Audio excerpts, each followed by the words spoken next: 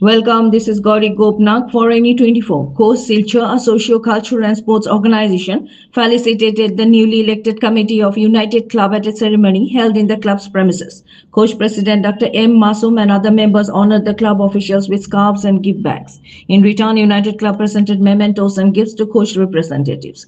Veteran sports enthusiasts Jawaharlal Paul and table tennis coach Kajal Paul were specially recognized, and 12 young table tennis players received t-shirts. Coach also announced t-shirts for 20 to 30 more players. The event highlighted Coach's commitment to promoting sports in rural areas and concluded with mutual appreciation.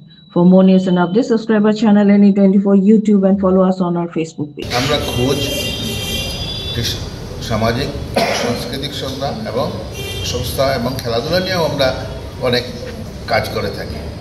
আমরা বিভিন্ন সময় বিভিন্ন স্থানে খেলাধুলার আয়োজন করে থাকি।